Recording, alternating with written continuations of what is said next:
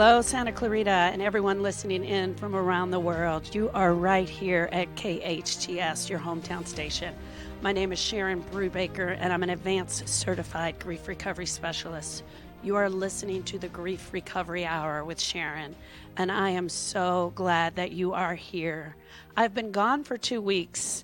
I had a grandbaby, Dakota Gray, 7 pounds, 10 ounces. It was really a joy. It was an honor for me to be with my daughter over these last 2 weeks, and I've had some amazing guest hosts fill in for me. But today I have my favorite co-host, and that is my sister, Erica. Erica, say hi to everybody. Good afternoon, everyone. I'm so excited to have you guys here with us today. We're going to be talking about our favorite subject, which is grief and a broken heart. But before we get into our subject, I want to let you know that Erica and I have both experienced grief very deeply at different times in our life. And we absolutely don't know what you are feeling right now, but we do know what a broken heart feels like. So if you're listening to the show, do know that we understand that all grief is unique and individual to everyone, but that we are here for you to listen. Erica, I called you today because you sent me a text that something really strange happened in your town. And I thought it'd be great for us to open the show with that. Yes, we yesterday had an unfortunate incident that occurred not at our local high school, but it was at the softball field used by our high school students, where a man was found in his car, and he apparently had committed suicide, which is something our small town here has not experienced. So, it rattled a lot of nerves because initially all of the high school parents received an alert from the high school. So, of course, automatically, your heart drops, and it's something you never want to happen given our current climate and things that happen in society nowadays. But it was thankfully very clear that it was not related to a high school student or high school staff. And then about an hour or so later, we were given follow-up information that it was someone not even from our town, so he's not a parent or anyone affiliated with our town as far as we can tell at this time, but he did take his own life yesterday, which is extremely, sad for him and for his family and those associated with him. They have not released his identity as of this time, but I'm sure that information will be coming out within the next day or so once they notify his family members. Absolutely. Guys, this is a subject that we cannot stop talking about. We have to continually talk about this. Did we lose Erica? This is a subject. Erica, if you get a chance, call back in. This is a subject we cannot stop talking about. We have to, over and over again, continually talk about this. We know for a fact that unresolved grief is everywhere. Everyone in our lives, at some point in our lives, will experience a grieving experience. We will have something in our heart that we need to talk about, something that breaks our heart, something that makes us feel like a knife has been inserted in our heart. And Erica and I both know, if you don't know our stories, Erica lost her first son, Austin, in 2006. He was 10 years old and he drowned. And at that point, I made it my personal mission to really help us through this process because I knew that we were completely naive where grief was concerned. We didn't know how to do this. But in the process of trying to go through grief and find our own path through recovery, Erica and I learned that there are 43 or more known losses that can cause a grieving experience in our heart. Erica, are you back? I'm back. Awesome. I'm sorry. I don't know what happened. That's okay. So there are more than 43 known losses that we know can cause a grieving experience in our heart. And I want to talk, what I was sharing with everyone, Erica, is that unresolved grief is everywhere. It's everywhere. It's in all of our lives. It's in all of our hearts. And I think people get thrown off because they hear the word grief and they think it only goes with death. Share a little bit about that. I would absolutely agree with that because, I think first off, as a society, we're not trained to talk about grief. But the one thing that we are familiar with is death when you relate it to grief. So as soon as you hear the word, that's what you think about automatically. Your brain goes to, oh, you're grieving who died. But it doesn't have to be that. You could be going through a divorce, or you could have lost your job, or have some serious health complications. I don't think people factor that there are other causes out there that can contribute to your heart being broken. Absolutely. So, as you said, death and divorce are the most popular, and that's what everybody talks about, and that's what they associate grief with most often. But what about retirement or Yeah. moving? What about people that move quite often, and all these little kids that have to move so many times and leave all their friends, or we leave our families behind? Pet loss, Yeah. financial change, right? Increase or decrease, loss of health, legal problems, becoming an empty nester. The end of an Mhm. addiction is absolutely a grieving process. Starting school. One of the things that Erica and I teach in our program, that there are these underlying losses that a person can experience, and they are loss of trust, loss of safety, loss of control of our body, loss of faith, or loss of fertility.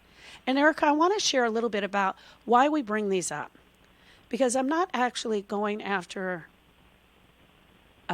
what brings someone to doing the suicide, but the process is right before that. What if they had a safe place to talk? What if someone's heart was so broken, but they had a safe place to talk and share with what was really going on in their heart? I think that actually would have, I can't speak to, people who actually do end up taking their own lives, because, there's never, we won't know, because that person is not here to tell their story. But Right. I think when you have so much, the buildup of so much pain over time, and one of the things that you and I talk about a lot is how loss is cumulative, and it's cumulatively negative. So if you've had a lot of negative situations that have occurred throughout your lifetime, and you get to be, in your mid to late 40s or whatever age, and you've just carried this with you for so long, and all you want is relief. I mean, I could see that might drive someone to do something so drastic as taking their own lives. But if they did have an outlet, and they did have a place where they could leave that, take that knife out of their heart, and find words to actually convey the amount of pain they were in, it might, really make a difference and make them want to go see what the next day brings, and the next day after that, because it's unfortunate that someone feels like that is the only answer for them. Right. As a grief recovery specialist, I quite often get people that tell me, I don't want to be here anymore. I feel really bad. This is really hard. And I always ask the next question is, have you made any plans? And it's not uncommon for people to say, I don't want to be here, especially after someone has died. I don't want to be here. I remember you sharing that with Donovan. Can you elaborate on that a little bit? Yes. I mean, obviously losing a child is, one of the most difficult experiences I've ever had in my life. But to lose two children, and at two different stages. Austin was 10 years old when he passed. Donovan was nearly 21. He was 2 weeks shy of his 21st birthday. So I had not only a mother-son relationship, we had a friendship, because he was a young adult, and he was, living on his own and having new life experiences, and, just coming into himself. And the loss, losing him, it was a pain. It's so hard to put into words. It was just something that I didn't think that I could recover from. And there were times, not that I ever thought that I would take my own life, because I knew that wouldn't be fair to Jordan, who is my youngest son, or to my husband, to Louis. But I know that the pain was so bad, I didn't want to see another day. So if I happened to not, if I just went peacefully in my sleep, I don't think I would have, fought or anything like that, because it's such a heavy burden to carry. Yeah. To have to live that out every day. So I can understand when a parent, or anyone who's lost someone close or gone through a painful divorce, where they say that, I can't do this. I can't keep going. I understand that. I understand when they say that. And it doesn't mean, though, that they are looking at suicide as an outlet, but it does mean that the pain is so unbearable that it feels like you can't breathe. Absolutely. Absolutely. 100%. 100%. And I wonder sometimes if the person that that does die by suicide, if they really had a safe place to talk. And we talk about that a lot in grief recovery, is that a lot of times we're not able to share our grief because we just don't have a safe place to talk. We literally don't have anyone that we feel heard. And we know for a fact, you and I, that grievers need to talk, and they need to be listened to and heard with respect. And we're in such a fast-paced society, and the world is moving so fast. Do we really listen to people that are hurting? Are we really there for them? And sometimes we just need to slow down and say, did I hear what she said right? Do I need to be a listening ear? Like, really just be there. We know for a fact also that incomplete grief is a loss within our heart. So if you're unwilling to talk about someone who's died, you're probably having some incomplete grief there. If all you want to do is talk about the person that's died, you've probably got some incomplete loss going on there. If all you want to do is talk about a problem that's going on in your life, like let's say a divorce, and you keep bringing it up, you're probably incomplete in that area. And it's also probably, Erica, that the griever is not really feeling heard. I think that is so spot on, because you're right.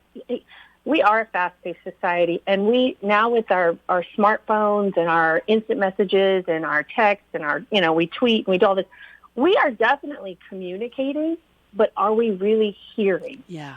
And I think that is such a key element. I don't think that people, are really, really being heard. And the other thing is, because we don't know how to talk to someone who's hurting, we automatically want to shut it down. So let's say you and I are in a conversation and I'm sharing with you about, you and I've been through this, where I've just said how deeply hurt I was by losing Austin, initially in the few days after he had passed. And it was, for you, I know that you didn't know what to do with that. Yeah. It's like, what do I do? Okay, she said it, but what do I do now? Yeah. Well, how do I help? How do I make her feel better? Because that's the thing, is automatically we want to go to fix it. How can I fix it? How can I make you better? But the thing is, acknowledging that the person is just brokenhearted. They're not broken. Yeah. Yeah. So I'm going to share a very personal story. This just happened to me today. I was talking to my daughter on the phone, and she shared with me, I was talking to Lauren, my daughter, and she shared that she got an email from her husband who was on a mission away, and she got an email from him, and she just started crying. And she said, he's really lonely. He's away from the family right now. And our family, Erica, we are, let's make a joke about it. Let's be sarcastic. And I said to her, well, your dad missed almost the whole first year of your life. And she just looked at me, because we were doing FaceTime, and she just looked at me, and the tears just kept going. I was like, you'll be all right. You'll be strong. And even as a grief recovery specialist, we can still get there sometimes. And we hung up the phone. And I was like, that was not right. What was I doing? That was crazy. And I picked up the phone, and I called her back, and she answered the phone, and I could tell her heart was still broken. And I said, hey, I love you. I acknowledge that your husband's not there, and I know that it's really hard for you. I want you to know that I did hear you, and I know that this is tough for you guys, and you'll figure out your path. And she said, thank you, Mom. I love you. Right. So even as a grief recovery specialist, we can still make that mistake sometimes, Absolutely. But we can't, and I think I made the joke because I wanted to fix it for her. I totally wanted to fix her. So I was like, here, let me throw out a joke. And that's not what she needed at that moment. And so we have to know what it feels like to be there. I think also sometimes, Erica, we don't want to go there because we feel like the person's going to cry, and we don't want to make them upset. So we don't go there with that. It makes people uncomfortable to be around someone who's crying, because you have that awkward, okay, what do I do? So it's like, of course, we don't want to have tears. So the first thing you do, like you said, you go to, here, let me throw out this quick joke and distract you. Or what is very common is people will share, like you said, oh, well, your dad missed your whole year. You share your own experience, totally discounting what they're talking about and how they feel, because you just connect it to something that you've gone through. And that's so common when people are dealing with someone who's brokenhearted and who's struggling. Or I find that a lot of times when people don't want to hear what you're saying, they'll change the subject. Yep. Man, did you see the Dodgers the other day? Did you see it? They played terrible, or they were playing great, or they just changed the subject because that's their cue to you. It's almost like they hold up a sign. Time to change the subject. We're not talking about this right now. Yep, it's getting too deep. I don't want to go there.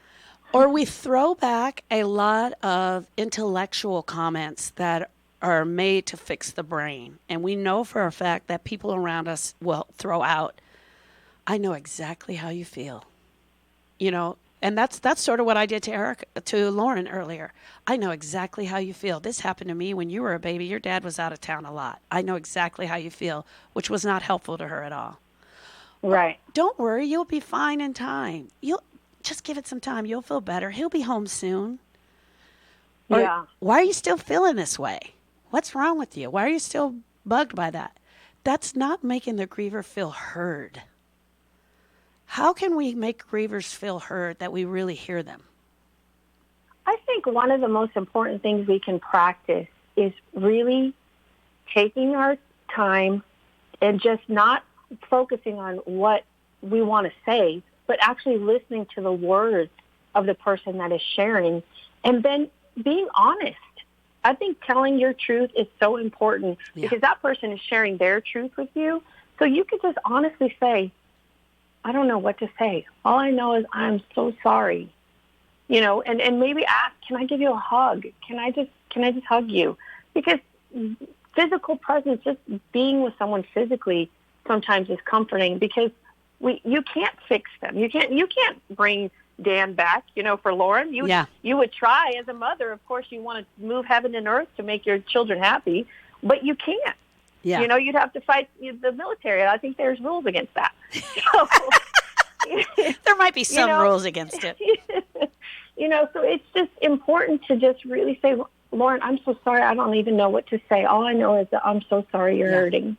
Yeah, exactly. You know, and I think that makes people feel better than trying to do the other things, the fake comfort that you say the little cliches that we all know, like you said, the intellectual comments. So just give it time. That you have to be strong. You know, you have to be strong forever in the baby. That's not helpful. That's not helpful at all because she doesn't have to be strong. She can cry her eyes out today and then see how she feels tomorrow and you know, rinse and repeat. You know, absolutely. Well, we're going to take a quick break. But before we get to that break, when we come back, we're going to be talking about some helpful hints that are helpful that you can say to someone that has a broken heart, that are helping them through and helping them to feel heard. But also, I want to end this segment with this thought. We don't know what makes someone take that road or that path or make that decision. But know that there are people here ready, willing, and able to listen to anyone that is hurting. We'll see you right back here after the break. Thank you, everyone. Do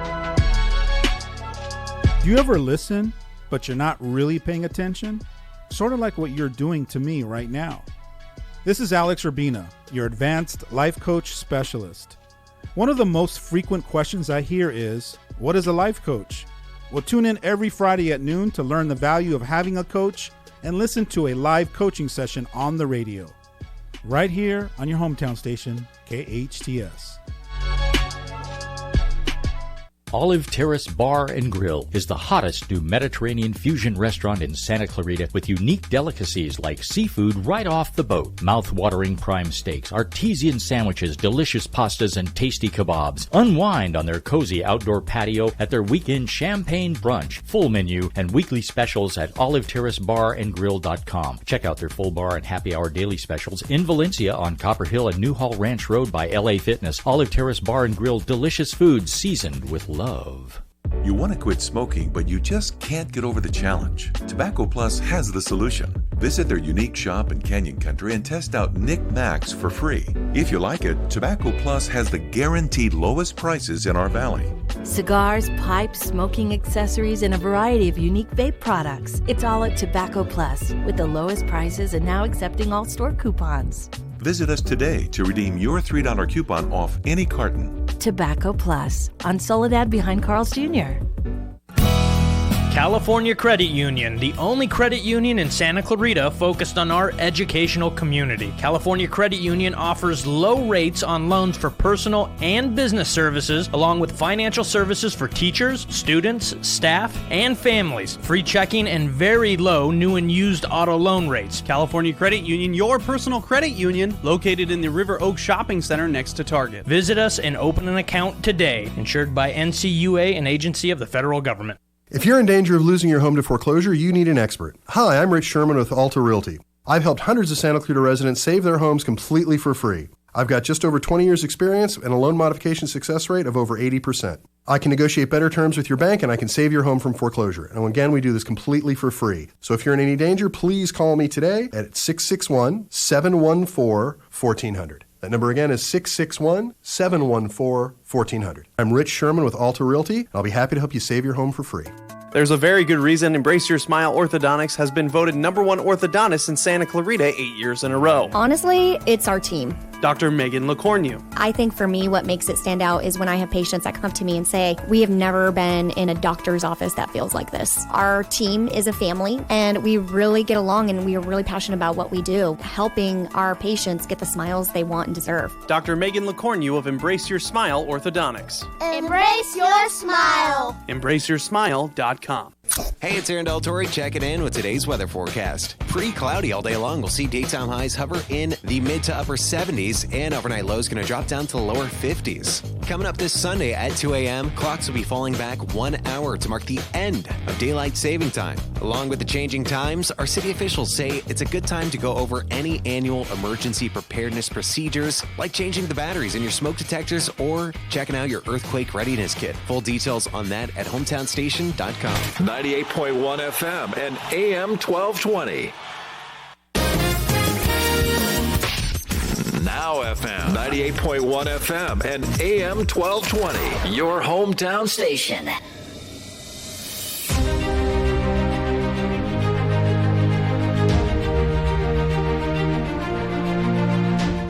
Hey friends, welcome back. You are right here at KHTS, your hometown station. You are listening to the Grief Recovery Hour with Sharon and my most favorite honored co-host, Erica Honore. Erica is calling in from Texas. She and I are both advanced grief recovery specialists, and we help people that are suffering through a loss of any kind. Our story, in case you don't know it, is that Erica's 10-year-old son drowned in 2006, and her 21-year-old son was killed in a motorcycle accident in 2015. But we have dedicated our lives to helping grievers, people who are lost, or someone who just feels their life is just not as happy or fulfilling as they'd like it to be. We're there for them, helping them through the process. Erica, prior to the break, you and I were talking about suicide. Yes. And you had the suicide prevention number. We were going to give that out a couple of times. I do have the suicide hotline number. It is 1-800-273-8255. Again, 800-273-8255. I would highly recommend anyone who is questioning whether or not they still want to be here, or they're struggling with something that's too heavy to bear and they are considering the possibility of ending their lives, to call that number. There are trained professionals there that will help you, and that hopefully can bring you some comfort and get you to reconsider your plan. And what you and I were talking about is being a heart with ears, just a big giant heart with ears just hanging off the end, and being available to friends and family when they need it, when they need someone to talk to, and creating a safe place. Because as you and I both know, if we don't create the safe place for the person with the broken heart, they're not going to open up to us. And can you imagine the person that gets knocked down time and time again, and they just don't have that place to talk? Eventually is where they probably start planning, well, nobody cares about me, nobody wants to hear my story. And they start to think, what else can I do, correct? Right.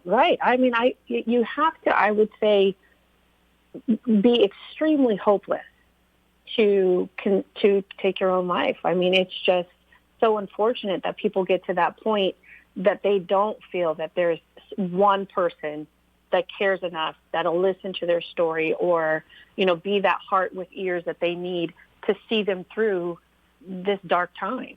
Yeah. Some of the things that we were talking about that's not helpful for us to repeat to someone with a broken heart that's just open and wanting to talk. One is just let them talk with no judgment. One of the things I say to my clients all the time is don't jump into the pool with them. Don't agree with them. Just listen to them and let them talk, even though some of the things they may be saying you don't agree with. Don't try to fix what they're saying. It's not helpful to try to fix it, even though that's our normal response. It is normal for my husband to try to fix the situation for me. It's normal for me to want to fix the situation for my kids. Do listen to what the griever is saying and repeat back to them in their own words. So you're saying that your heart is really broken, that your husband is not here with you right now. Do repeat back. And as I shared earlier in a story, I even get caught up in it sometimes. Erica, one of the things that we know we can say as the listening partner is, I can't even imagine what this must be like for you. I can't imagine how painful this is. I can't imagine how devastating this is. I use that quite often, and then I'll say, but I remember when my heart was broken, and I'll share my story. Is that one of the things that you lean on? Absolutely. I mean, while you were talking, I was just thinking about a client I worked with recently who had so many things going on in his life. And he shared with me that not that he had a plan or that he, was looking to suicide as an option, but that he had thought of, what if I just died, that kind of thing. And, one, like you said, we were in a safe space. We were in my office, and the listening without judgment is so. I can't even put enough importance on that because I didn't flinch. I didn't act like, what he was saying was so horrific that I, couldn't believe it. I absolutely just looked him in his eye and I said, I could see how you could feel that way. And I totally understand. And the relief that me saying that gave him, it was like when he came back to that next meeting the following week, he was a whole different person. Yeah. You could see the load had been taken off of his shoulders because I saw that he questioned whether or not he should share that with me because there's always that hesitation of what is she going to think about me if I say this? Yeah. But the fact that I really received his truth and shared of my own story, like you said, I shared my own pain, my own heartbreak, and it made a world of difference for him, a world of difference. Yeah, 100%. When a person feels heard and they feel listened to, it could change their entire world. It definitely changes that day. It changes that moment. We need to remember that every relationship is unique. Therefore, everyone's broken heart is unique. It's not going to be our experience. So listening to them and hearing them, and then what you did by sharing back your own personal experience, said, hey, I remember what it felt like when it happened to me. And this is what I went through. But you didn't jump into his pool with him and judge him. Exactly. We want to allow all their emotions to come out. So if a person cries, don't run over and try to stop the crying. Let them cry. Hey, my friends, I want you guys to know tears are a normal reaction to a loss. But yet tears may not come. And that's okay. Be okay with whatever happens, especially if it's a man. Men want to push that back and they want to hold back and they don't want to let those tears come out. And we have to give them that safe place to allow that to happen, correct? Absolutely. And for me, I'm always thinking that people will judge me because I don't cry. I could tell my story. I could tell 1,000 stories about Donovan and Austin, and I don't cry. I don't get emotional. And it's just me. I don't know why. I think early on, I just told myself that me crying was going to make people uncomfortable. So I think I just kind of got that in my head. And so I don't cry. But after I've spoken with someone and when I leave that situation, I always think to myself, they must think I'm nuts because I'm not, because I don't break down, That comes a lot with recovery though, as well. Because you did quite a bit of work on Donovan and we did the work on Austin. that with that recovery, the tears aren't always there as well. That's what I find. Now, I can hear their songs that we played at the funeral, and it may or may not be emotional to me, but I do think of them fondly. And sometimes, just the other day, Donovan's song played, and Tony was sitting next to me in the car, and he was asleep, and tears just started flowing down my face because I really miss him. Right. I'm laughing because, you stand up and you tell people, both of my kids have died, and they're like, she should be crying or she should be on the ground. Yeah.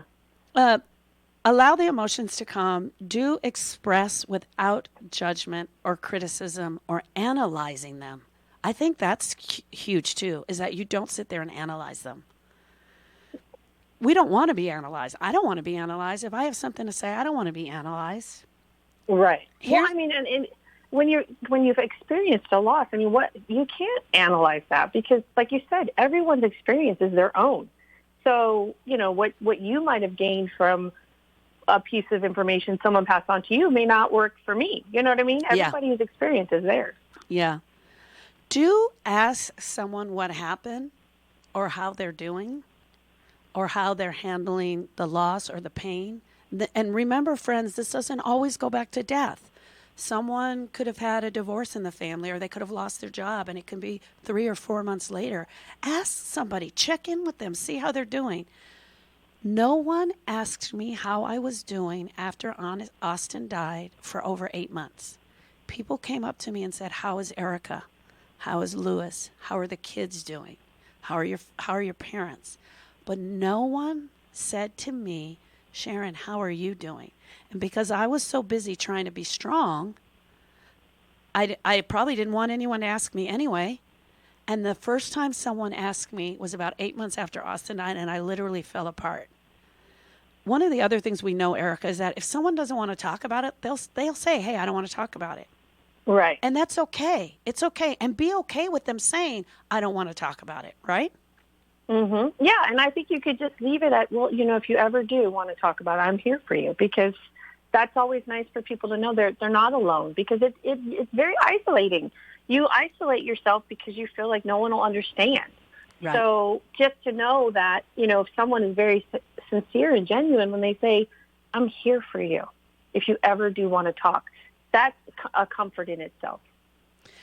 Did you have a lot of people asking you what happened or wanting to hear your version of the story? And was that a comfortable place for you to talk? It was definitely a comfortable place for me to talk, but no one asked.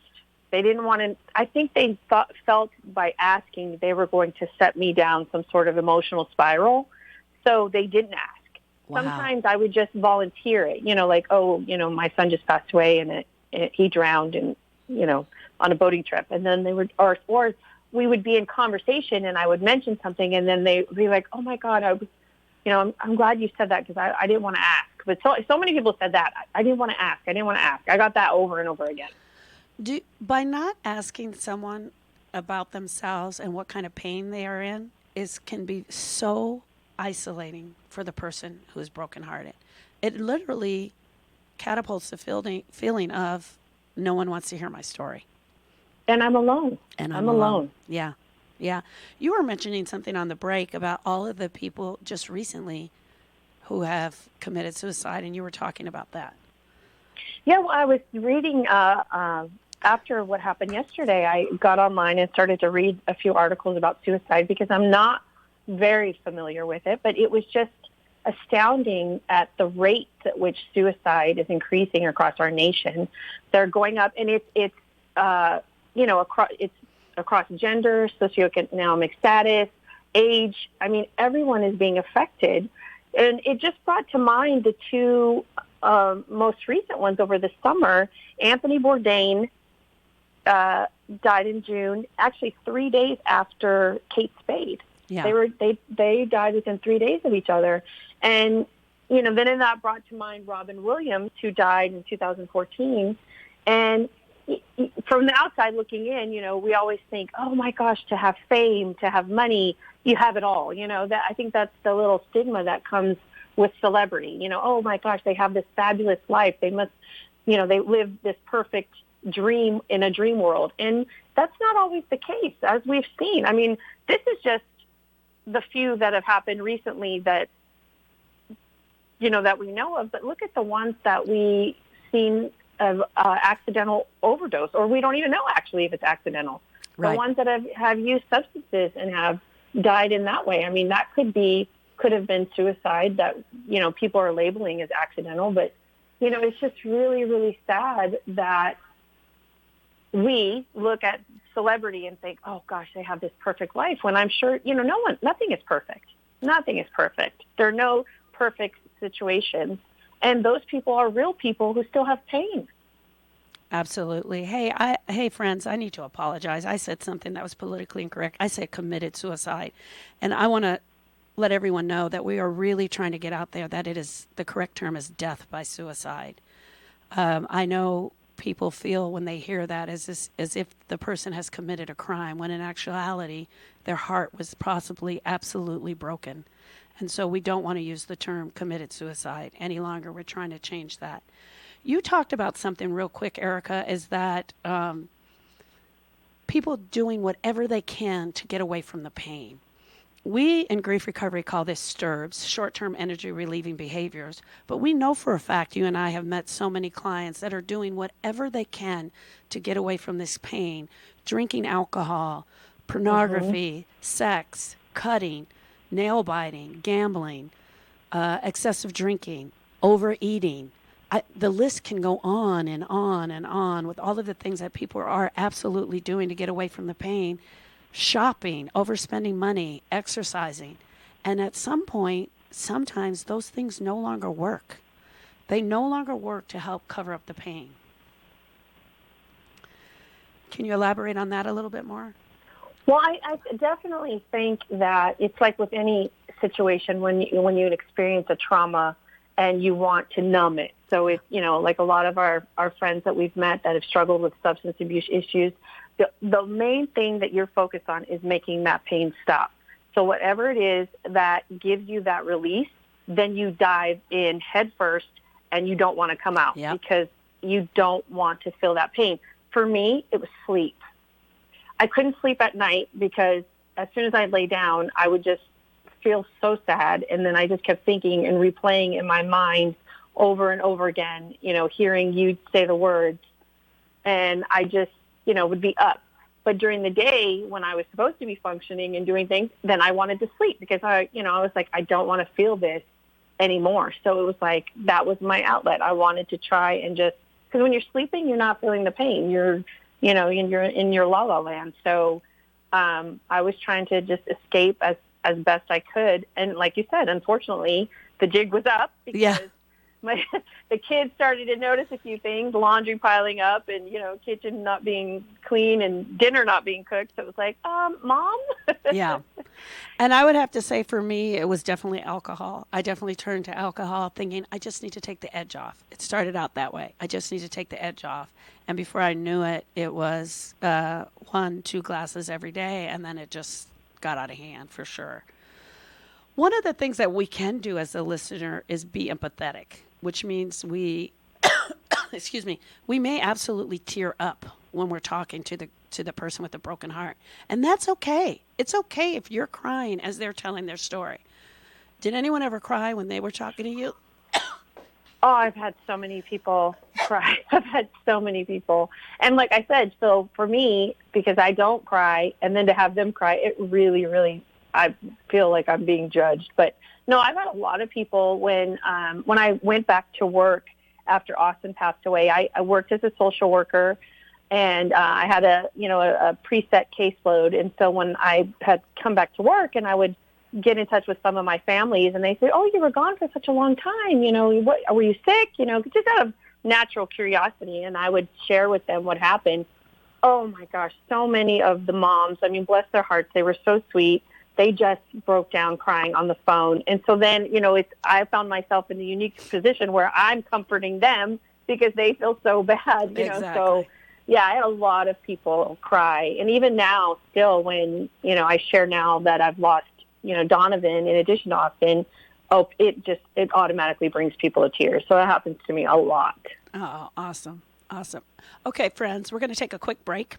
And when we come back, Erica and I are going to give you our 5 tips on how to help and listen. Thank you. See. There's a classic diner in town that combines old-fashioned dining with a hip 21st century menu. They call it trendy nostalgia. They call it Kathy's Deli. Kathy's Deli is a classic diner. Homemade jams, freshly baked breads, and even unique flavored coffee creamers made on site.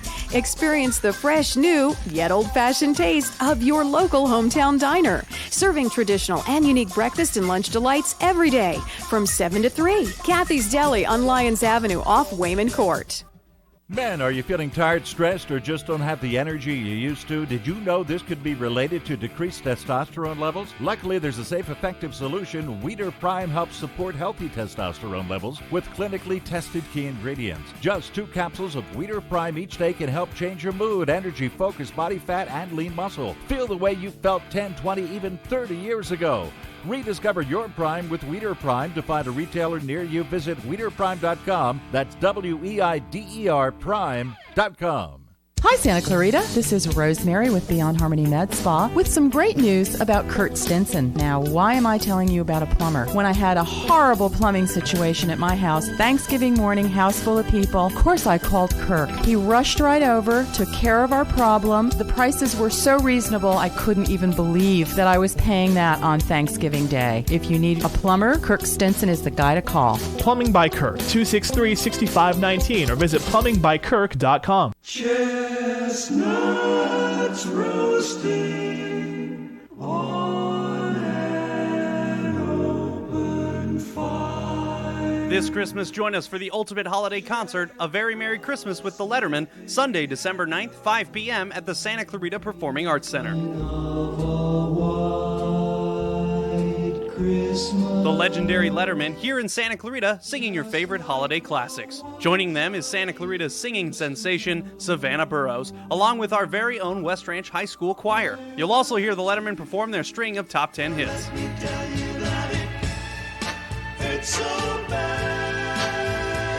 A Very Merry Christmas with the Letterman. Have yourself a merry little Christmas. The Letterman, Savannah Burrows, and West Ranch Choir, Sunday, December 9th. For tickets, visit canyonspack.com. Merry Christmas.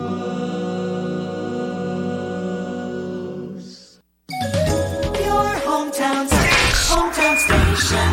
KHTS AM 1220. And the new 98.1 FM.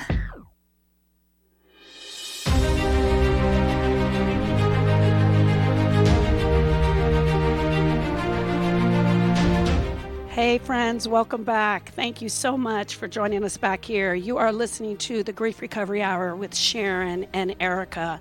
We are right here at KHTS, your hometown station. And today we've been talking about how to talk to someone with a broken heart, someone who's sad, or someone that just needs a friend and needs someone to listen. But Erica, you and I wanted to talk about the G word, guilty. We hear this a lot from people around us. They say, I feel so guilty. I felt guilty that I wasn't there. I felt guilty that I didn't listen. Elaborate on that, the G word, for us a little bit. Well, how you and I and the Grief Recovery Institute defines guilt is the intent to do harm. So as a parent, just from my own experience of losing my children, I couldn't associate guilt with that because I love them so much. I would never intend to harm them.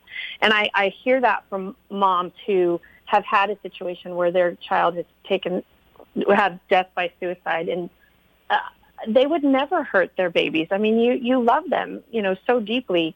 So I think it's a little bit of a relief for us to explain it to them in that manner, because it takes that pressure off of them feeling as though they were somehow responsible for losing their child to suicide.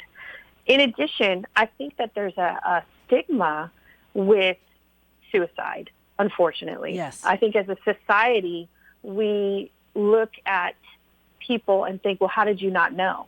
How could you not, how come you couldn't help him or her, or, whatever.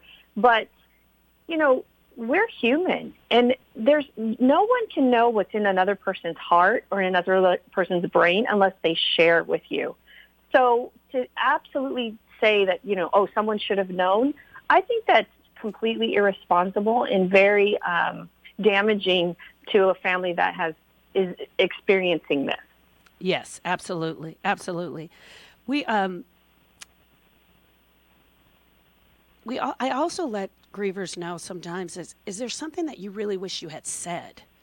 Is there something you wish you had done differently? Is there something you wanted more of that is not necessarily guilt, but I wanted to say this. I wish I had done this.